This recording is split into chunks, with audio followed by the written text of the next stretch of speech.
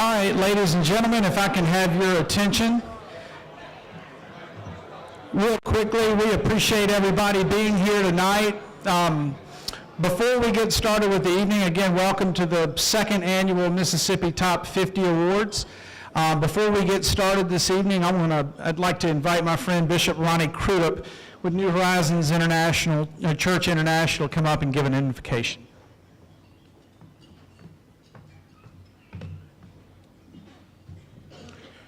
Let's pray.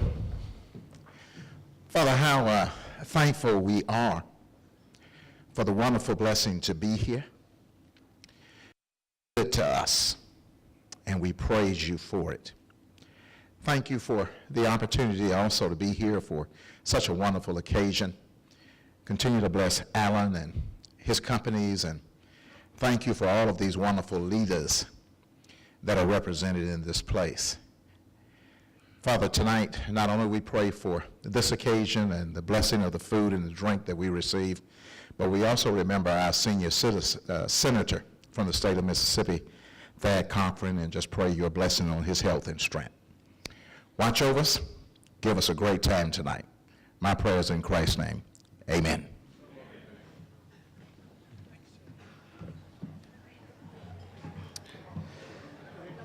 Thank you, Bishop Crudup. Well, again, want to welcome you all. Many of you have come from all corners of the state, and we certainly appreciate your time being here. My name is Alan Lang, and among other things, I'm the editor of Y'all Politics. We could not be more thrilled with the reaction that we've gotten in this now our second Mississippi Top 50 Award from both the awardees themselves and social media. We've also gotten a lot of accolades from other people in the press. The Clarion Ledger, I think not long ago, over the weekend, had a very timely similar sort of event, and there's some other things, bless their hearts, but we are privileged that we think that we've, at some level with this event called Lightning in a Bottle, and we certainly appreciate y'all being here with us. Before we honor the two gentlemen who've left a permanent imprint on their home state, I'd like to just reflect for a minute on what's happened here tonight. The awardee reception that everybody was a part of earlier was sponsored by the Payne Group. We came here from all corners of the state, Democrat, Republican, black and white, and we fellowship together. And we don't do that as much as we should. The truth of the matter is we're pretty good at this. We're a lot better at this than we give ourselves credit for. We're a whole lot better at this than the rest of the world gives us credit for.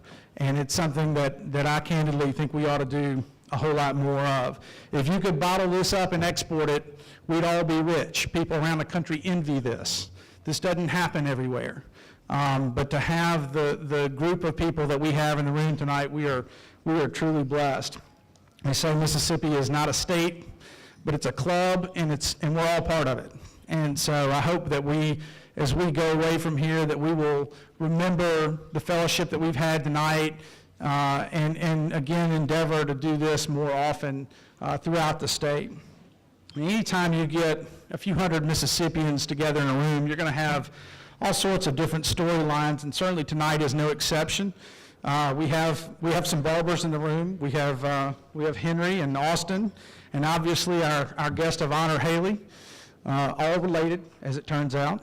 So we also have two Thompsons. We have Clifford Thompson and we have Benny Thompson, no relation, as we've come to find out. We did look. We have two Smiths. We have Jeff Smith and Lucian Smith. In Mississippi, you never know, but I don't know. It could go either way. So. We also have two chiefs in the room tonight. We have our state fire chief, Commissioner Mike Cheney, who is spending an inordinate amount of time on this block of State Street lately. And we also have the chief, Phyllis Anderson of the Mississippi Band of Choctaw Indians. Mike, I think she outranks you. But anyway, if you'll remember last year, for those of you who were with us, Senator Thad Cochran and Governor William Winter were honored here. And just to put it in context, it was literally the night after the federal election. And people on both sides of the aisle were trying to make sense of what on earth had just happened. I don't think anybody believed it. But here you had Thad Cochran and William Winter, who went back, 40 or 50 years with each other in political history, and it was a truly, truly special night. We actually have it, the evening documented on YouTube, and I would encourage you, if you haven't seen it before, to go watch it. It was a truly, truly special night. Tonight, we are honored to have both Governor Haley Barbour and Representative Steve Holland as our honorees, as what we call our Hall of Fame honorees. We had originally called them emeritus, but that is actually not the case because they are still very much in the race. They are still very much making an impact on our state. And so for Haley, I think Haley would probably say that there is absolutely no such thing as a bad short introduction. I think that's probably a fair assessment. But in putting him in historical context in a couple of minutes is a pretty daunting task, personally.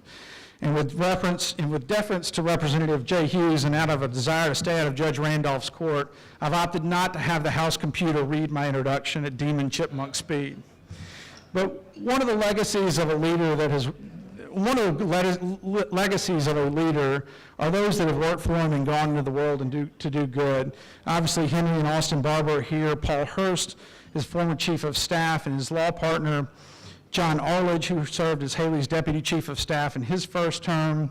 Parks McNabb is here. He was his aide de camp and now works with Lieutenant Governor Tate Reeves. Lucian Smith was here and on Haley's staff in his second term.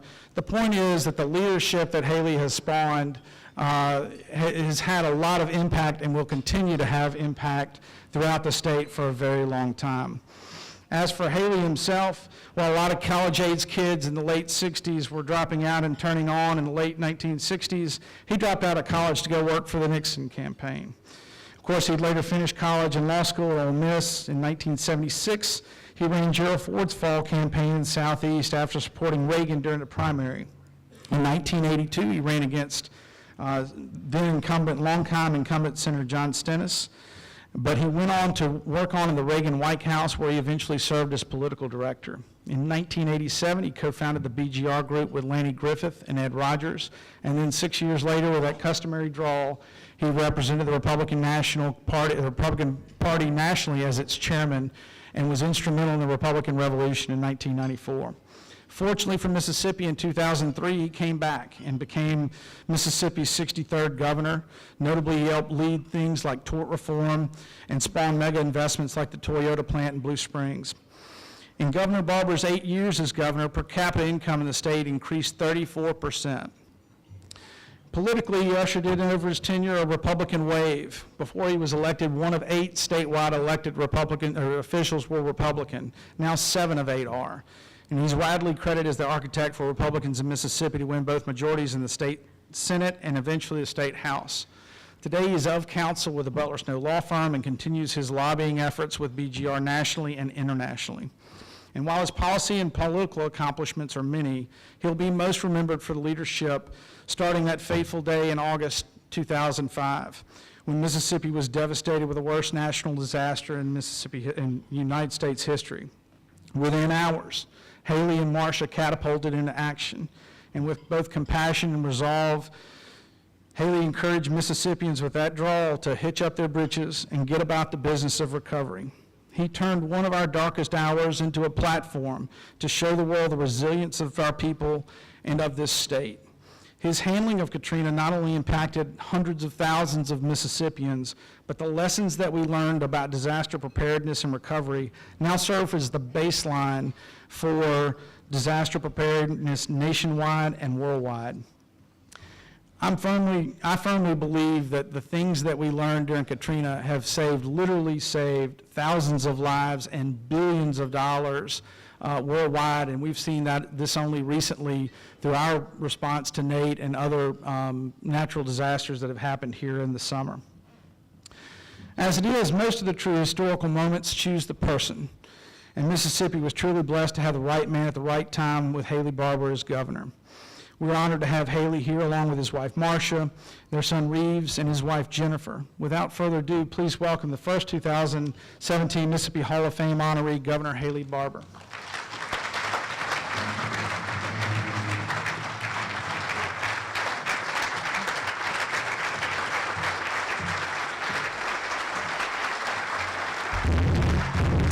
Thank y'all. Thank you very much. Thank you. Alan, thank you very much. I'm really pleased to be here with Bishop Ronnie Crudup. Thank you for your invitation. And believe it or not, I'm very pleased to be here with State Representative Steve Holland. Steve Holland and I have been friends since 1978. I knew him when he was a Republican.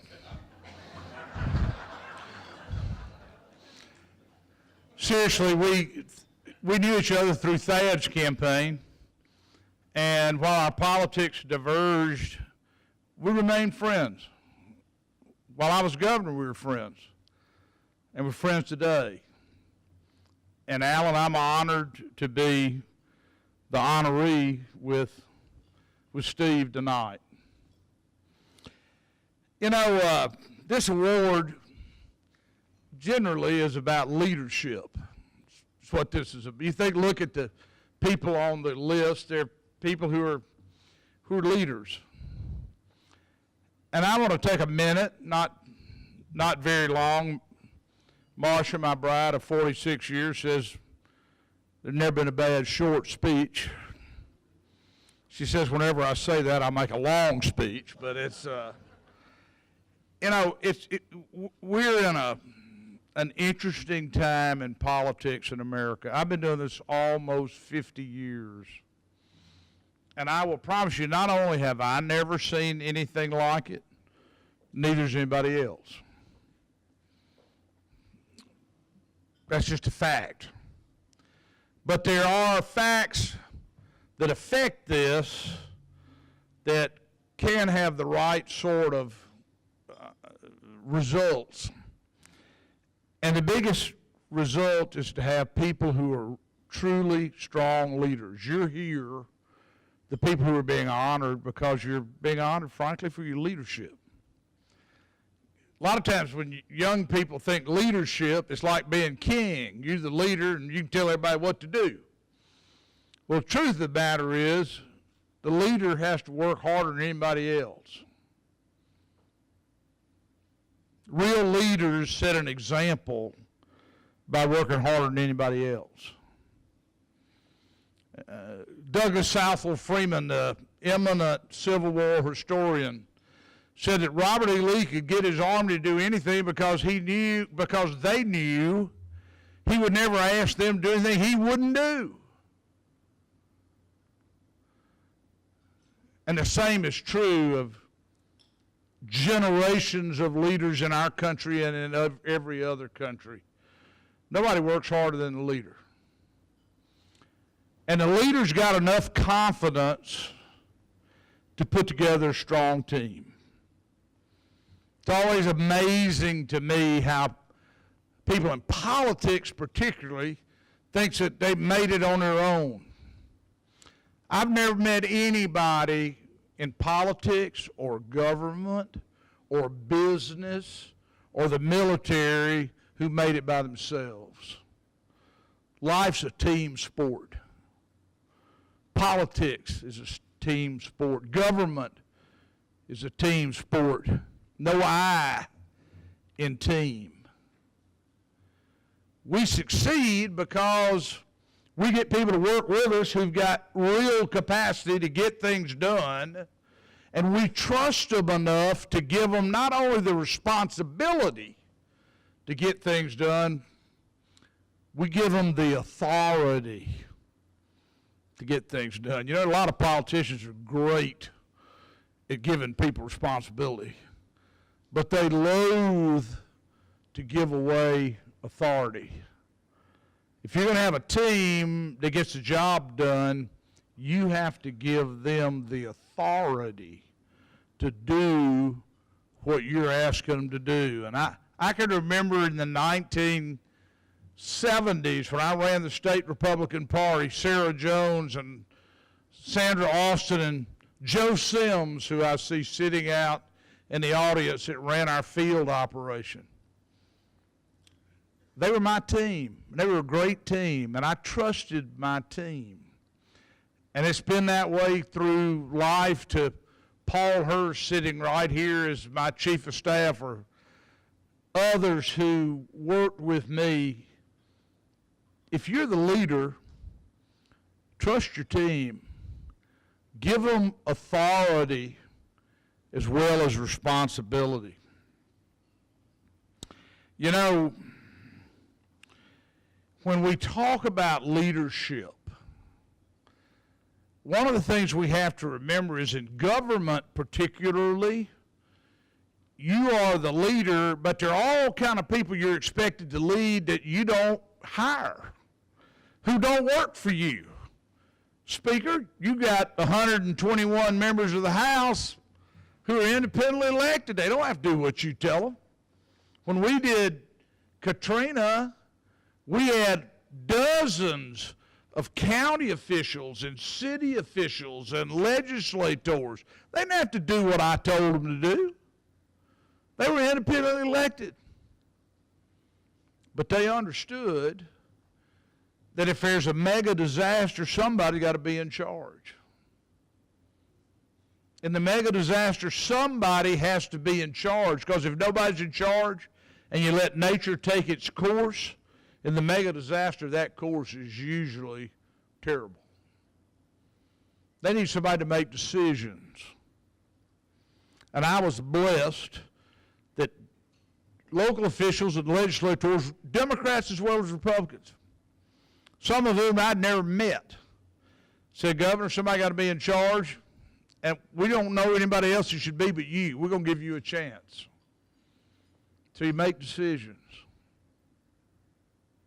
You make decisions. And let me tell you something. In the mega disaster, when you're dealing with something nobody's ever dealt with, you make some bad decisions. But I'm going to tell you, bad decisions in the mega disaster are better than no decision, because you can recognize them, reverse them, and move on. But you show me somebody never made a bad decision, I'll show you somebody never made a decision. Make decisions. The leader has to make decisions. And the leader has to be willing to listen to his team when they say, boss, this ain't working out like we thought it was going to. And be willing to say, we're going to make a change. In fact, there was a reason Harry Truman had on his desk a plaque that said, the buck stops here.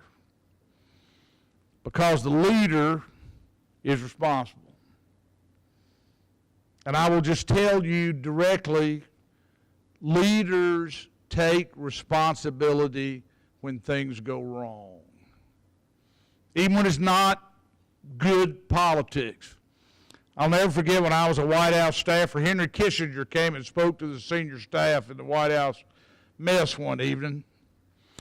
And he said, in politics and government, when there's bad news, get it out fast. Because he said, unlike fine wine, bad news in politics and government does not improve with age. A lot of politicians run from that. Don't run from that. Real leaders step up to the plate, because it is the best thing eventually. Dwight Eisenhower on June the 5th, 1944, wrote a letter to President Roosevelt and said, if the invasion of France on D-Day fails, it's my fault. If it fails, this is my resignation. After Gettysburg, Robert E. Lee wrote Jefferson Davis offering his resignation. Leaders take responsibility. But leaders also share credit. When I was political director of the White House, President Reagan had a plaque on the credenza behind his desk. It said, "There is no limit to what a man can accomplish if it doesn't matter who gets the credit." I asked him one night on the plane coming back from Illinois after a political trip and about that, and he looked at me like I'd fallen off the watermelon truck. He said, "Haley, when you win, when you succeed, the leader's job is to spread the credit." He said, "This isn't about being nice. If you spread the credit and make people know you appreciate them for helping get the right thing done, they'll help you again." It's the leader's job to spread the credit, and the leader's job to take the blame. Everybody here, in one shape, form, or fashion, is a leader. Is a leader in whatever your field, a leader in trying to help our state be a better place. And that's, there is nothing better for you to do with your life than to try to make your home a better place for your family and everybody else's family. Just remember,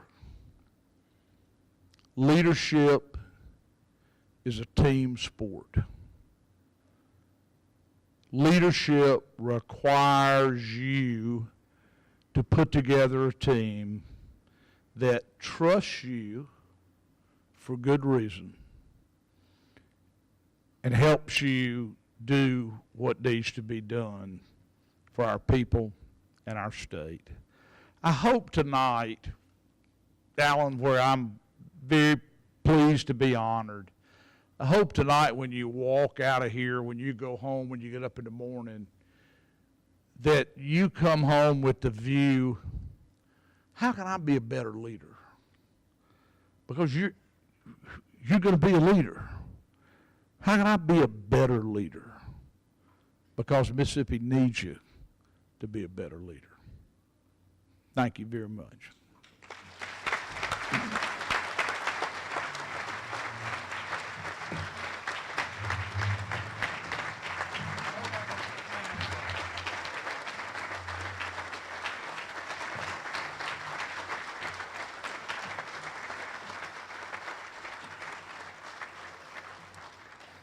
Thank you, Governor Barber.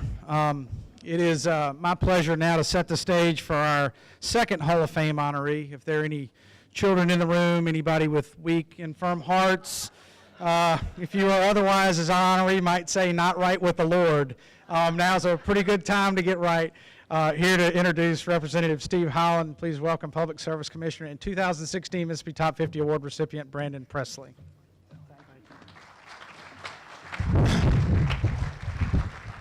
Thank you, Alan.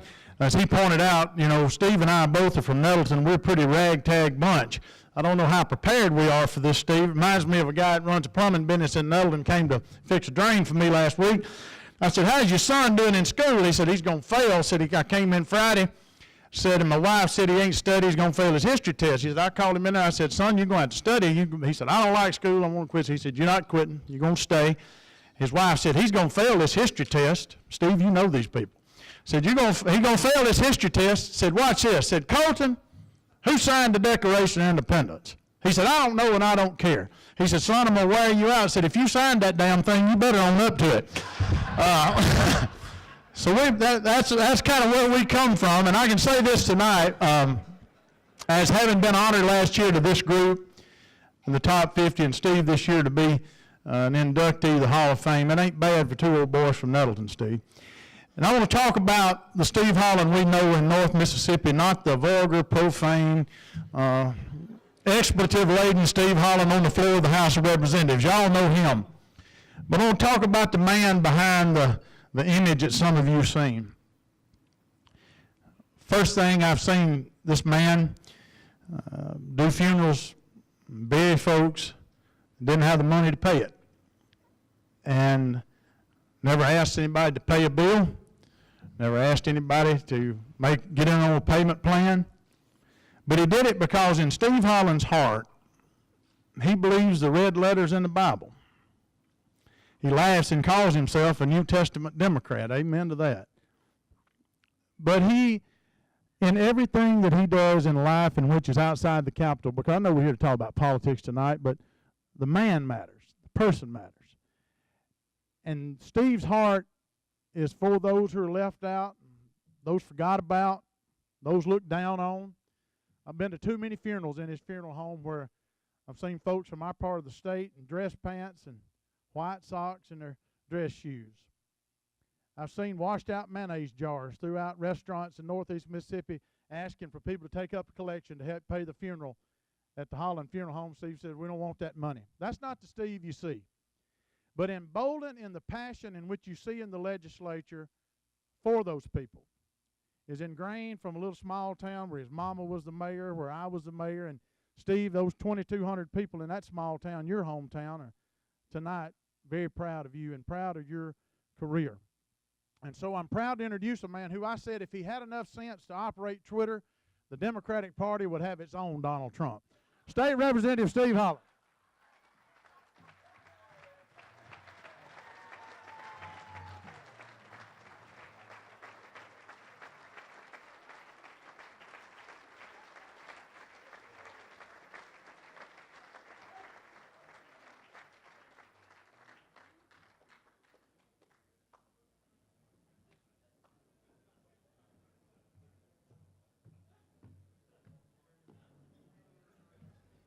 Well, by golly, Brandon and I both are from Nettleton. We graduated from Nettleton High School. Now, that's not Nettleton. That's Nelton if you're from up there. Yeah, and Brandon, I really appreciate that. Now, if you want to help pay from some of them poor suckers that I buried for free, I've changed my mind about that. I will take a little light donation. Getting pretty grim, isn't it, Undertaker Sadie around the Holland Funeral Home? Well, thank you, Brandon. Great introduction. I appreciate it. I got to tell you the truth about it, though. As good as you are and as wonderful as your public service career has been at this point, it is not the best introduction I've ever had. The best introduction I've ever had took place in 1983. I had run, thanks to my great friend Haley Barber, in 1980 for the legislature as a Republican. My mama's here, Sadie, Justice Court Judge in Lee County, mid-80s, still told me the other day she thought she had maybe one more term in her, and I said, good God, Sadie, you'll be 91 when that's over, and she said, so. I ran for the legislature in 1980 as a Republican. I couldn't even get Sadie's mama to vote for me because we just basically don't vote for Republicans where I come from. We've gotten over it. Sure, there's a lot of Republicans out now, so apparently we've gotten over it. But Haley encouraged me to run, and I appreciate that, Haley. I really do. I lost that election by 61 votes. Now, can you imagine, Speaker Gunn, if I'd been elected in 1980 as a Republican? I can tell you with mathematical exactness, you wouldn't be Speaker today.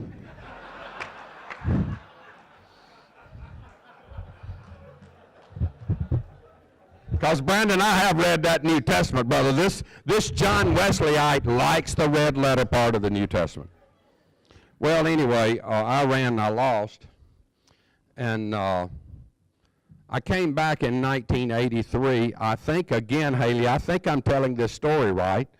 I went on and got married in the interim, which helped. I was going to tell you about my best introduction. That's where I was headed. 1983 in the election. I just married Gloria December 31st, 1982, New Year's Eve. I got 2 little girls in that package deal. I took it, by God, as long as I could take it that year to just still get the Republican tax cut for having 2 kids. So I married Gloria Jean, and we had the 2 girls.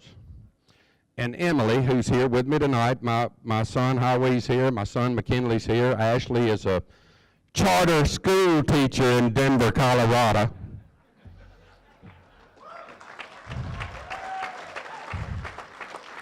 But now let me tell you, that's a public charter school. Don't get too carried away.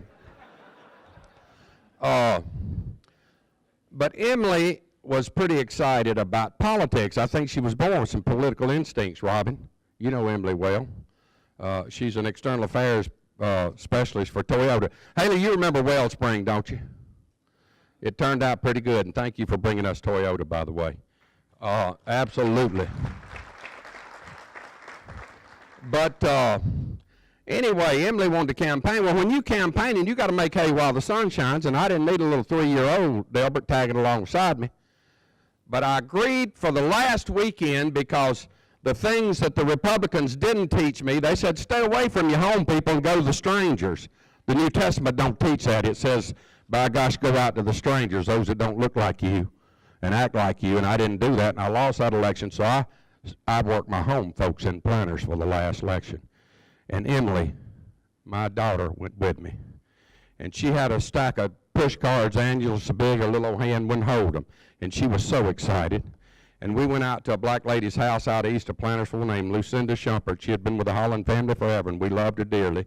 And I just backed off and let Emily go do her thing. And she knocked on that door, and Miss Lucinda came to the door. And Emily handed her that card and said, vote. And Miss Lucinda looked at the card a minute and then looked at Emily. Cute little thing, said, well, sugar, who is this? And Emily didn't flinch. She said, oh, it's my mama's latest husband. Absolute, true gospel story. Well, Haley, thank you. I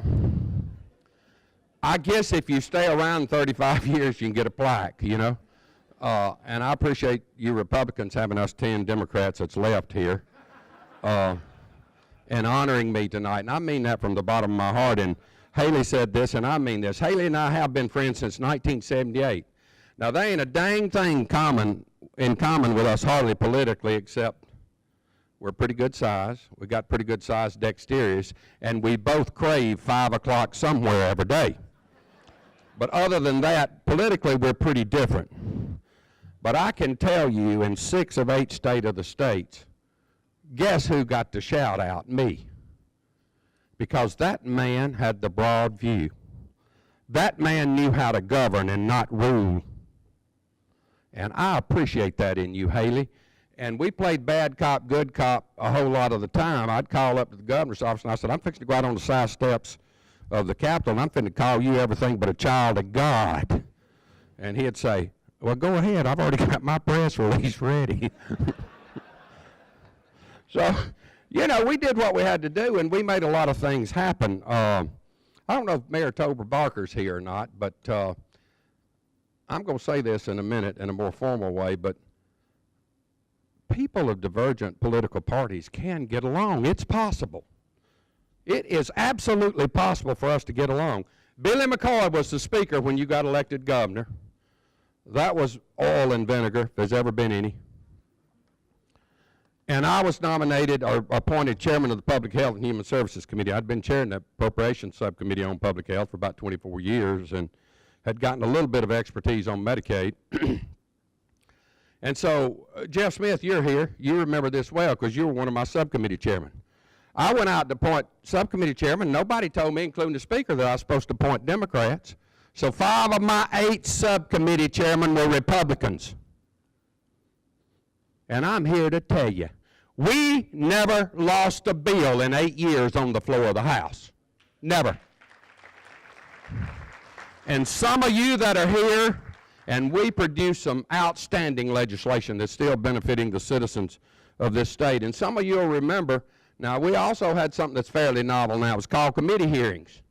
And they'd last sometimes, by gosh, from 7 o'clock in the morning to 7, 8 at night, wouldn't it, Jeff? Yes, sir. And I'd said, if you want to be a part of this program, you better sit down and listen. And before the day was over, all the members had their say. All the lobbyists had their say. Bobby Harrison, even the press, had their say. All the lobbyists spoke. I mean, the drug representatives preyed on us and everybody else. I called them one time low-life, bottom-dwelling, scum-sucking vultures from the floor of the House. And they still came to our committee, and they still they still got to have a say because they wasn't sure exactly what they'd miss if they didn't come. Well, I believe we can work together, and I think we are really going to work together. Now, what you don't know is in 1980, there was a great chasm in the Mississippi Republican Party. It was the moderates versus the conservatives. And old Haley and I were right in the middle of it. We had a big time. We were moderates, in case you don't know that. And there were conservatives, just like there are now, a lot of conservatives. They're sort of like Baptists. There are a lot of them. God must love conservatives because he's sure making a lot of them these days. But we had a big confab on the Mississippi Gulf Coast because we were about to lose Thad's leadership of the Republican Party. When Thad announced in Pontotoc, Mississippi that he was running for the United States Senate, my late father, J.C., had the first party on our farm for Senator Cochran, and over 2,500 souls showed up for that party. And I love Thad. I still do, and I respect Thad. But anyway, we had a big confab and flew somebody's jet plane down there. You know, you Republicans have jets. We Democrats drive, well, so every now and then now we drive Priuses, don't we, Howie? Anyway, on takeoff, Haley and I think, stayed and rented cars, but on takeoff, National Committeeman Clark Reed, Executive Director Haley Barber, and Party Chairman Mike Retzer were in the plane, and the sucker crashed, and it like to killed him. And there was nobody at that point, because Haley was the Executive Director, to run the Mississippi Republican Party. And Haley, I guess either in his stupidity or his wisdom, I'm not sure which one it was, appointed me to be the interim executive director in 1980 for the Mississippi Republican Party, and the moderates won that party. I think it's made a difference over time. I tell that to say a couple of things. Number one, my wife Gloria has taught me that women are not the only ones that have a right to change their mind.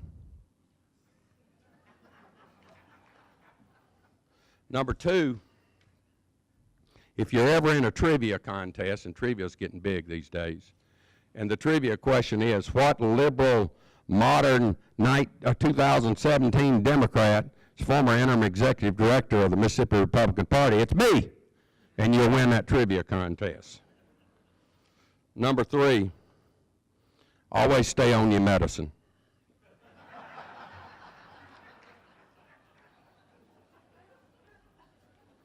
I've got my family here tonight, and I've just got to say a brief thing. I don't know, time's moving on. I know Alan said we got to drive a long way.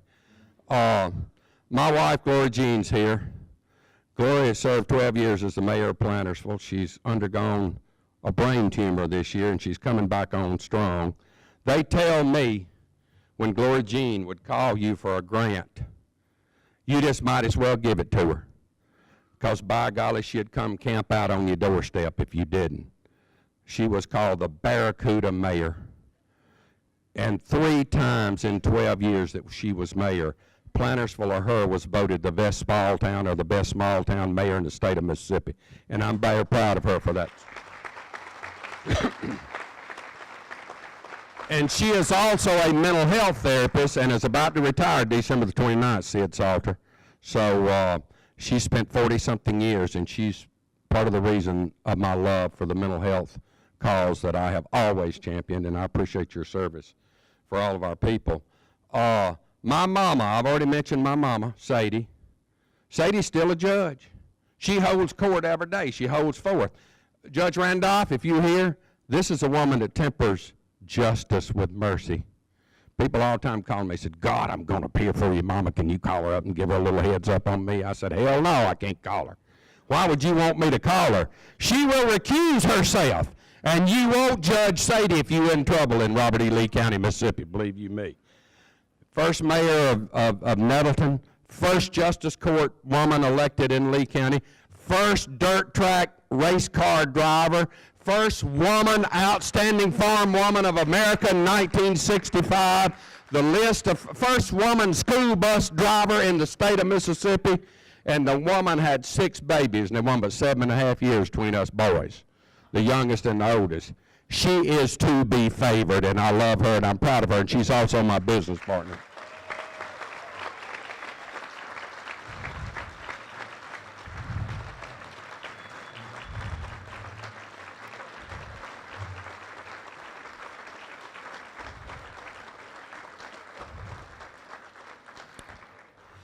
My son McKinley's here, our baby. Mac could play golf every day and chase these people who die without money and try to collect from them, which is an impossibility. But instead, he is a public school teacher in the city of Pontotoc schools, and a dang good one, one of 17 male SPED teachers licensed in the state of Mississippi, and I am so proud of him. He's also a soccer coach. He's their media representative and sports information director at Pontotoc High School, and he coaches the American Legion 49ers in Tupelo, which is the baddest American Legion team in the state of Mississippi. My son, McKinley.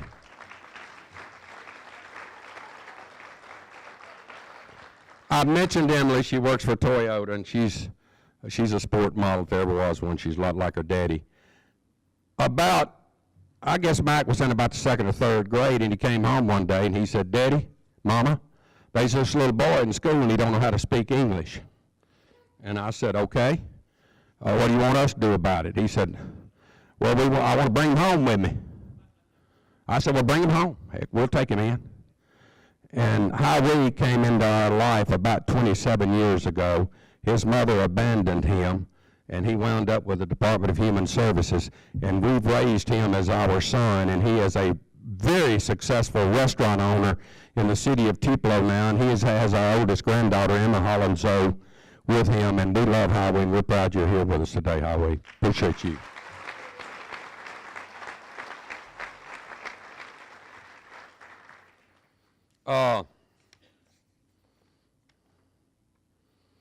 Marshall Ramsey, you remember Haley, during mine and your administration, I don't know why I'd say that, but it felt good, Haley. Marshall Ramsey drew some 90 cartoons of us, and I've got most of them on file. But one has been sitting on my desk for about 12 or 13 years now.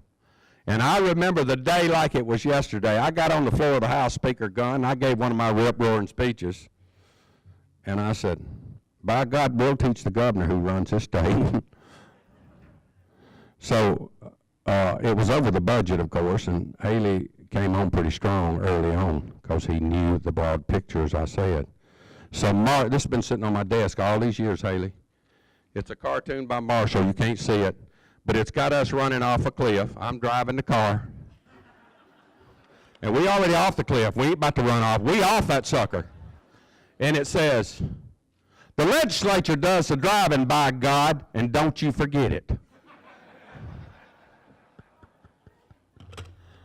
I think Haley won that budget battle, best I remember. Abraham Lincoln, the founder of the Republican Party, said the following: "The legitimate object of government is to do for a community of people what they need to have done, but cannot do, or cannot so well do for themselves in their separate and individual capacities." I have never, in all of my years, 34 years now of serving in the legislature, apologized for being a part of the government, and I'm not going to start now. It exists for the common good. We hear a lot about the faith-based sector. We hear a lot about the private sector, and they're very important, and I don't belittle them any. But there's a man sitting right here that spoke before me that can tell you, if it wasn't for that big old wise federal government that came to our rescue in post-Katrina, we'd still be in the dark. The faith-based community did a lot. They helped clean up the coast. We have got a lot of challenges before us. And I think the biggest challenge to all of us is we've got to get civil again. Democrats, Republicans, women, men, rich, poor, all colors, creeds, and nationalities. We have got to sit down at the common table and start talking to each other again. We don't do that now. And there's absolutely nothing right about that. Scorched earth politics don't work. Leaving out large groups and segments of society don't work. Not talking to each other and intentional avoidance of committee meetings and public gathering by public bodies does not work. Ruling instead of governing does not work. Cutting taxes on out-of-state corporations and then bemoaning a bad state economy is extremely disingenuous, cheap, and pandering, and it does not work, and we will pay a price for that in due time. Letting our infrastructure, our roads and bridges go to hell and doing nothing about it because we're afraid to increase a gas tax will not work over the long haul. Not doing for our public health and our mental health system to take care of all of our people. Mental illness is bipartisan. Public health is bipartisan. My God, we responded to the polio epidemic. We got to have a strong public health department. The mosquito, I can't remember the name of that, West Nile virus, he's eating us alive right now. We got to have a strong public health department to take care of that. Well, the world we know as Mississippi is not falling apart, but the chasm which exists between various economic classes, the lack of full funding of public education, the injustice of repressive, unnecessary legislation which targets certain groups of our people and makes us look like intellectual morons in the eyes of the nation and the world won't work. Sorry. The time is now for discourse among diverging factions. I love Mississippi. I love Haley Barbour. I love you, Marcia. Always have. Always will. I love everybody in this room. I especially love you 10 Democrats that's here. And thank you for joining me. Now, my point 3 is it's time for an adult beverage, so I'm through. Thank you again for this incredible honor. And by the way, and I'm happy to share this with this group, the University of Mississippi Medical Center is to the right of God the Father, as far as I'm concerned. It is my health health provider of choice. But by golly, they misdiagnosed me with dementia. There ain't a damn thing wrong with my mind right now.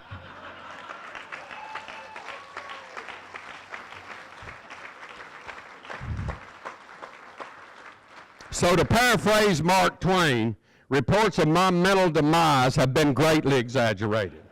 I feel terrific, and I'm remembering things now, Gloria Jean, that I need to forget.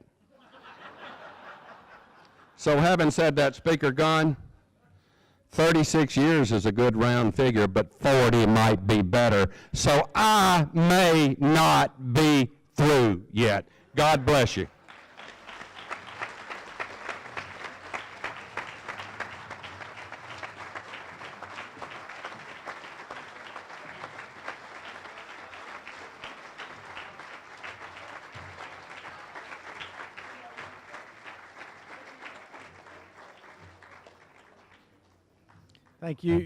Thank you, Representative Holland. I told you before we got started. Very briefly, want to just say thanks to all the awardees here. Out of respect for your time, there's not going to be any kind of on stage or anything, but I would like to have the awardees that are here please stand briefly and just be recognized.